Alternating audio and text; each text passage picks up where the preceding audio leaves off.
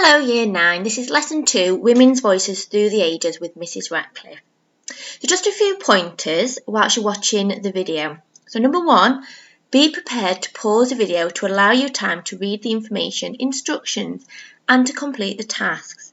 Look for the pause symbol. I want you to make notes, so have some paper and a pen nearby if you need to jot anything down. Number 3 is listen again. So if you need to, rewind and repeat instructions. And number 4, attempt all tasks to the best of your ability. So the first thing we're going to do is to watch a clip, and then you will be asked the following question: what is the point of the work?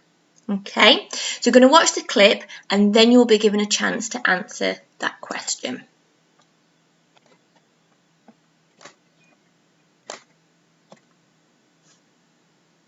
Being a girl has its advantages and disadvantages.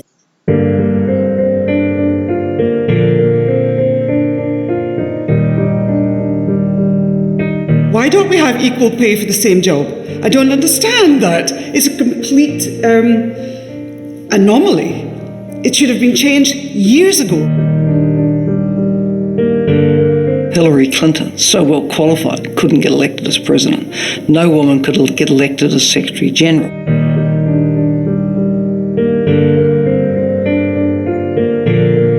I have been underestimated, and I can see that it's pretty easy to underestimate a 13-year-old girl who started a lemonade stand and is trying to make her company a huge success.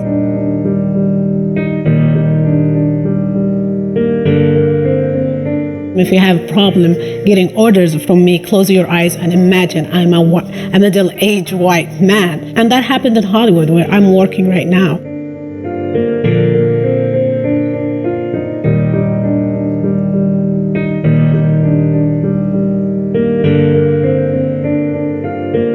It's for a reason that people who come from the historically out-of-power groups want to change the power structure. If the patriarchy hasn't been playing nice, then we have to bash down that door and make change by force. Women are good listeners, and men need to listen more to women.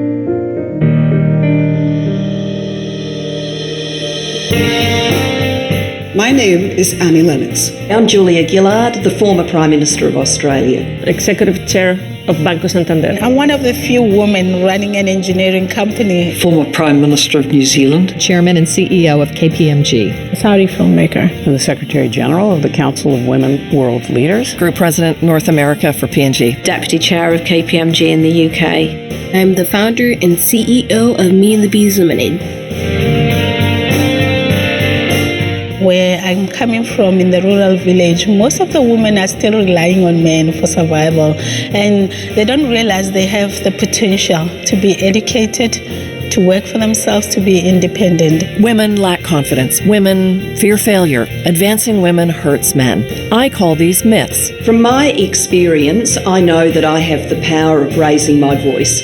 I did that in the Australian Parliament in what came to be known as the misogyny speech. And so for the future, I want to keep raising my voice. We women have a particular responsibility, particularly in this moment, the whole Me Too moment, which is not just about sexual harassment. It is about equaling and leveling the playing field once and for all. I wasn't being promoted, and all my promotion went to my male colleagues because they have families to support, or not because of merit. Having a harassment-free environment is something that absolutely has to happen. And so this conversation right now, I think, is an important one. If you legislate for change, if you make things socially unacceptable, it is unacceptable to use vile misogynistic language towards anyone.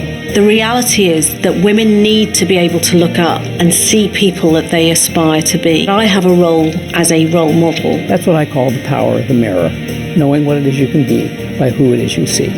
I dream like a kid, and for me, dreaming like a kid means that you won't let other things get in the way of what you want to achieve in the future, And that's an advantage because as you grow up, you're like, oh, but I'll have legal issues and financing issues. But as a kid, you're like, I want the ice cream and I'm going to get that ice cream.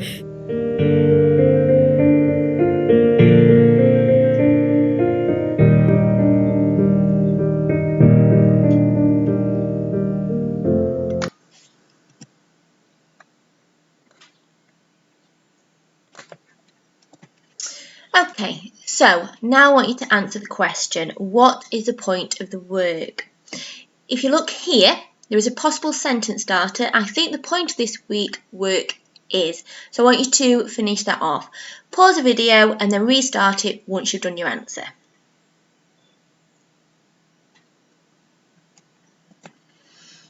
Okay, so the key point of the work is to understand the importance of studying women's voices through the ages.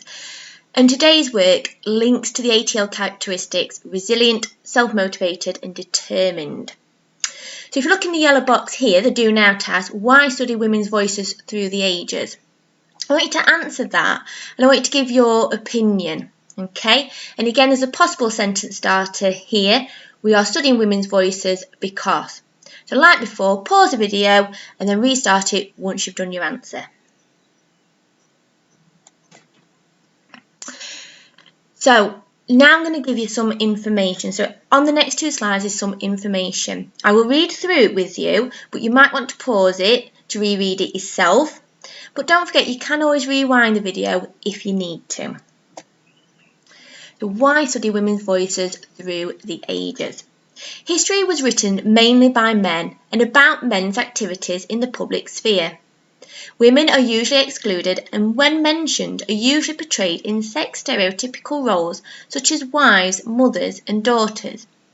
The study of history is value-laden in regard to what is considered historically worthy. Women's history is human history. For much of the Western world, the perspectives and stories of wealthy white men dominate our histories. Women's history isn't simply a subcategory, interesting but secondary to real history. Women's history is human history. We can't understand our past if we cut out the experience, perspective and influence of half the population. Women's history reveals the influence of patriarchy. So if you think back to your Inspector Call's work, patriarchy is a society where men hold all the power. We are going to come across the word apostolic, which is leading a life as a Christian leader. Okay?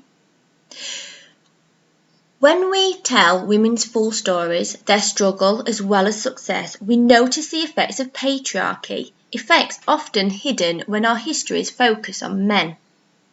Take, for example, Saint Clare of Assisi. In the 13th century, inspired by St. Francis and his new monastic order and apostolic life of preaching, care for the poor and poverty, Clare dedicated herself to an apostolic life. However, as a woman, monastic life meant living in a cloister. This limited her ability to care for the poor and sick, as monasteries often didn't allow women to leave the cloister. And as Clare herself attracted followers and became the leader of a monastic community, she had to fight church authorities for permission to refuse gifts of land or money, permission grudgingly granted to her specific community, but often refused to other communities of women who also wanted to live in strict poverty. Clare's legacy is impressive. The monastic order she founded took her name soon after her death and still exists as the Poor Clares. But because the male church leaders didn't consider it appropriate for women to leave their cloisters or live in total poverty, Clare's ability to live the apostolic life she desired was limited.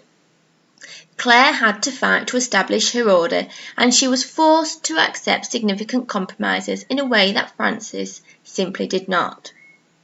Clare is just one example of women who were able to achieve successes, such as establishing a new monastic order, but were also constrained and limited by patriarchy in their society.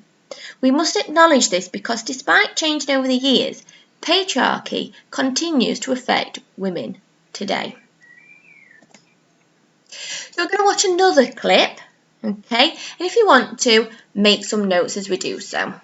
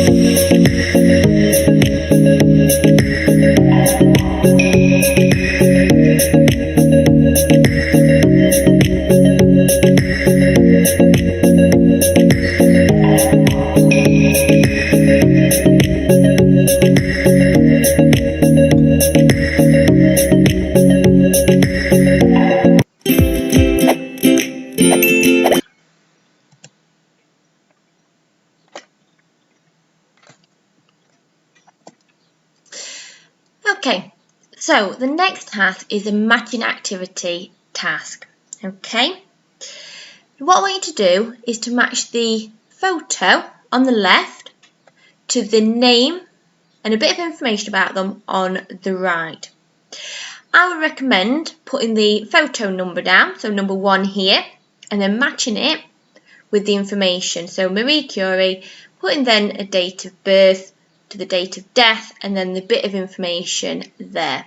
Okay, you've got 10 to do. You will want to pause the video and then restart it once you've done it. Okay.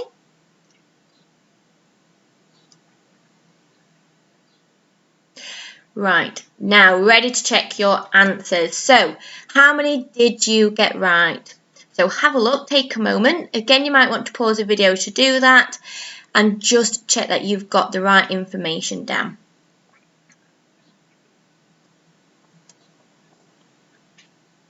Main task 1. So using the matching activity and the information from earlier in the video to create your own timeline of women through the ages. So here in the bottom left hand corner of the screen you will see an example of a timeline.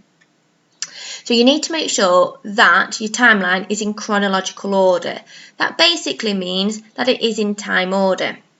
You have the earliest date here on the left and the latest date here on the right. And then you'll see as you go along you'll have your time, your different decades, your different years.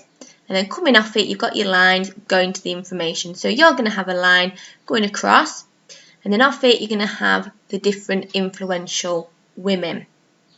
So if we go back a few slides to this bit of information, if you want to start off with St. Clare of Assisi, here, you're going to put in the 13th century, which is the first out of all of these. So she would go here on the left. Okay, then you work out using the date of birth who then comes next. And that's my top tip, is use a woman's year of birth to place them on the timeline. Otherwise it can get a little bit complicated. Okay, so pause the video.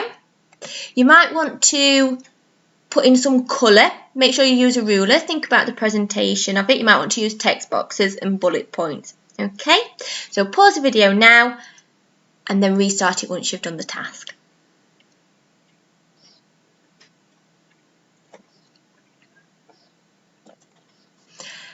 Okay, main task 2. So I want you to choose an inspirational woman from the present day or from the past. And I want you to write an acrostic poem about them using the letters in their name.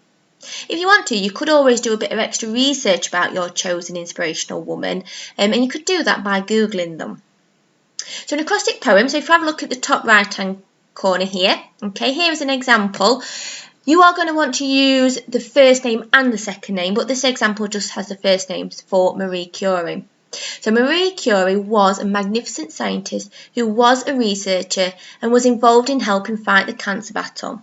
She has everlasting fame for discovering radioactivity. And as always, we want to improve our word choices. So there's some words here on the bottom right hand corner that you might want to put into yours. So infamy, so very famous, even after death, patriarchy, inspiring, great, fantastic, resilient, determined, selfless, and pioneering. And pioneering basically means starting something new. Again, you might want to think about the presentation of your work. You might want to find some images of the person, of the woman that you've chosen. Think about the size of your lettering, in particular the letters from the name down the left-hand side. Okay, so pause the video and restart it once you've completed the task.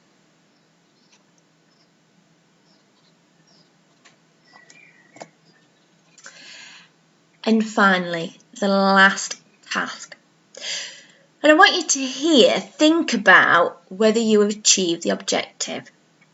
And just to make sure that you understand the importance of why we're looking at this topic. So have you achieved the objective? So look at the yellow box here. Write a short paragraph explaining why it is important to study women's voices through the ages. A short paragraph is 3 to 5 sentences.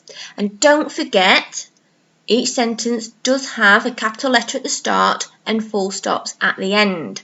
If you can, try and get a semicolon in there. Here's a possible sentence starter at the bottom right hand side of the screen. So it is important to study women's voices through the ages because. And you could always put in some examples there about the women that you've learnt about today. Pause the video, and that is the end. Okay. Thank you for listening. Take care. Bye-bye.